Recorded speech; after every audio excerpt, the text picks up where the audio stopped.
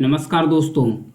Hamas के द्वारा जो इजराइल पर हजारों रॉकेट्स द्वारा हमले किए गए हैं, इसमें सबसे ज़्यादा चर्चा जिस बात की हो रही है, जो इजराइल की खुफिया एजेंसी है मोसाद, ये सबसे ज़्यादा सवालों के घेरे में है कि ये फेल कैसे हुई, क्योंकि ये सबसे ताकतवर मानी जाती है खुफिया एजेंसी इजराइल की है जो मोसाद है। ये फेल कैसे हुई, तो इसके बारे में जानेंगे कि मोसाद किस तरीके से काम करता है और किस प्रकार से हमला इस पर किया गया है।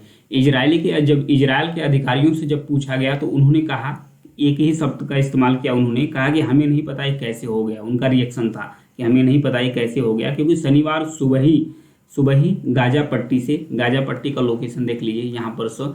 ये जो है गाजा पट्टी और फिर ये है वेस्ट बैंक, इन दोनों इलाकों को मिलाकर बोला जाता है फ़लस्तीन। जो फिलिस्तीन का एक चरमपंथी ग्रुप है जिसका नाम है हमास, वो गाजा पट्टी में रहता है। यहीं से 5,000 रॉकेट इजराइल पर दागे गए और उसके बाद जो यहाँ पर इजराइल के बॉर्डर बनाए गए हैं, बॉर्डर को क्रॉस करके जो इसके चरमपंथी घुसपैठ है, ये घुस गए इजराइल के अंदर। घुसने के बाद बहुत सारे इजराइल के नागरिकों को बंदी भी बना लिए हैं। इनके जो दीवार थी, शक्तिशाली सेना थी, ये भी क्रॉस करके वहाँ पर पहुँच गए। इजराइल की जो घरेलू एजेंसी है जिसका नाम है सिन बेत, उसके बाद इजराइल के जो विदेशों में काम करने वाली खुफिया एजेंसी है जिसका नाम है मोसाद, और उसके बाद जो ताकतवर इजरायली सेना है, ये तीनों एकाएक फेल हो गई। इनको थोड़ा भी भनक नहीं लगा कि ये अटैक होने वाला है, कैसे होगा।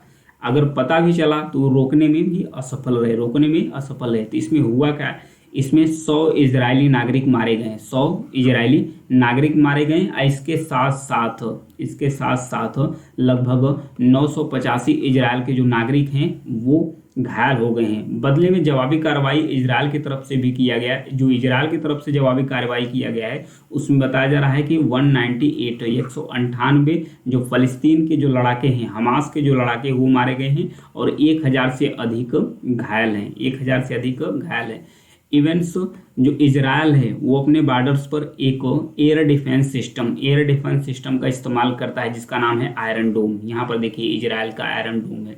ये इतना ताकतवर है कि बॉर्डर से आने वाले किसी भी मिसाइल को, यहाँ पर देखिए हवा से कोई भी मिसाइल या रॉकेट आता है तो इसे हवा में ही मारकर उड़ा देता है, हवा में ही इसे मारकर डिस्ट्रॉय कर देता है। 90% रॉकेट को ये हवा में ही मारकर उड़ा देता है, लेकिन फिर भी कुछ रॉकेट्स इजराइल पर गिरे जिससे इजराइल के 100 लोग मारे गए और उसके साथ साथ कई लोग घायल हो गए। तो सबसे ज़्यादा जो चर्चा के घेरे में है वो है मोसाद, जो खुफिया एजेंसी है इजराइल की। दुनिया के देशों ने क्या कहा उसके बारे में जानेंगे, फिर उसके बाद देखेंगे कि मोसाद किस तरीके से काम करता है। भारत के जो प्रधानमंत्री हैं पीएम मोदी, उन्होंने कहा कि ये जो दुखद घड़ी है इजराइल, मैं इजराइल के साथ खड़ा हूँ। वहीं सऊदी अरब भी बोला है कि मैं इस पर निगरानी रखा हुआ हूँ।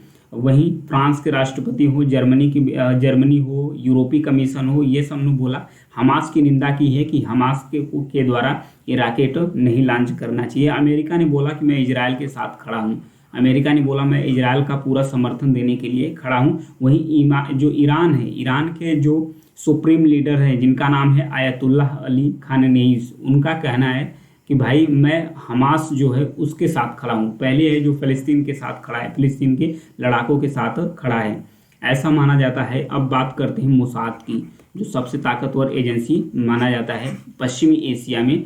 इजराइल की खुफिया एजेंसी है, ये किस तरीके से काम करती है। ये व्यापक संसाधनों से लैस होती है और सबसे ताकतवर और खुफिया एजेंसी मानी जाती है। अतीत में इन्होंने कई घटनाओं को अंजाम दिया है।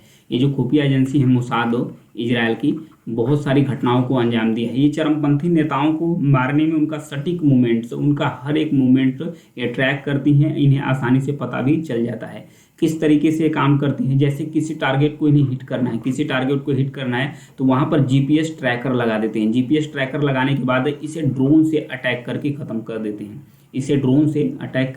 देते हैं। या कई बार तो ये मोबाइल का इस्तेमाल करते हैं, उसमें विस्फोटक पदार्थ लगाकर उसके विस्फोट के द्वारा कई सारे लीडर्स को ये मारे हैं।